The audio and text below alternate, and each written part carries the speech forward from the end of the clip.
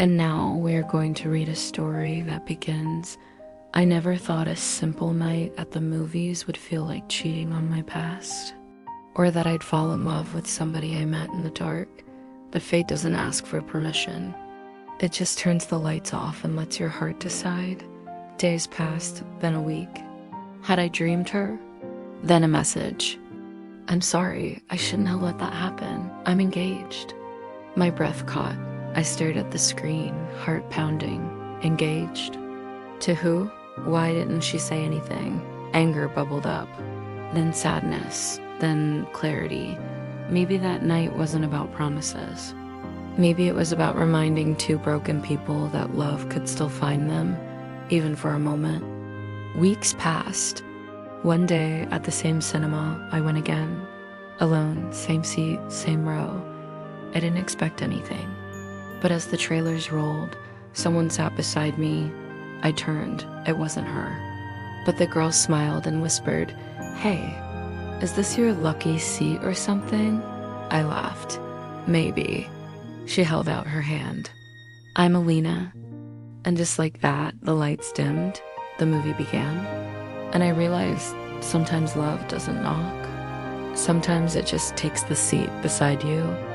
It was supposed to be a regular Friday night. Same cinema, same popcorn, same loneliness. Ever since my breakup 6 months ago, I've been keeping to myself, avoiding the world, but my best friend insisted I go out. Go see that new romantic drama, she said. Maybe it'll remind you what love feels like. So I went alone. The cinema was dim, the smell of buttered popcorn in the air, the hum of anticipation around me. I found my seat in the middle row, third from the aisle, not too close, not too far, just where I could hide behind the screen and escape. And that's when she walked in. At first, I noticed her silhouette. Curly hair, a long beige coat, glasses she pushed up nervously. She looked lost, like she didn't belong there either. And somehow I liked that. She scanned the row, eyes flitting past strangers until they landed on me. She gestured. Is this seat free? I nodded. And in one swift motion, she sat beside me, her shoulder brushing mine just slightly. It felt electric. The movie began. But I couldn't focus. Her perfume was soft, lavender, and something sweeter.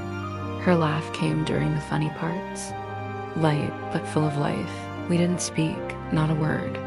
Just two strangers in the dark, breathing in the same story.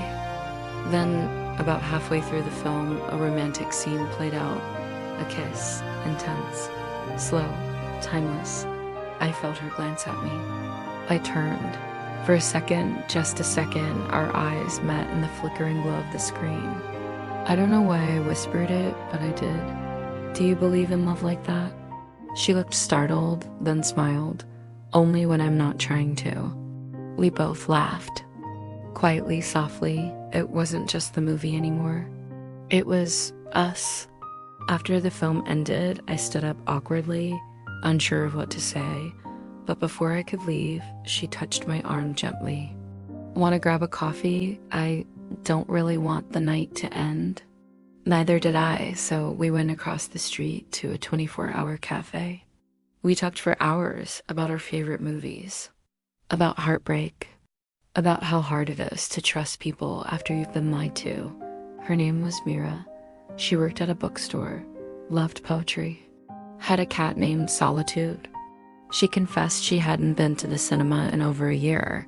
I almost didn't go tonight, she said, but something told me I'd regret it if I didn't. We sat there till dawn. Back outside, under the streetlight, there was silence, a beautiful, awkward silence. She reached for my hand. Her fingers trembled slightly. I don't know what this is, she whispered, but I don't want to pretend it didn't happen. So I kissed her. It wasn't dramatic. It wasn't rushed. It was just right. And for the first time in months, my heart didn't feel broken. It felt full. But life isn't a movie. And love isn't always easy. The next morning, I texted her. No reply. I called straight to voicemail. Sometimes it just takes the seat beside you. That's all for today. See you tomorrow.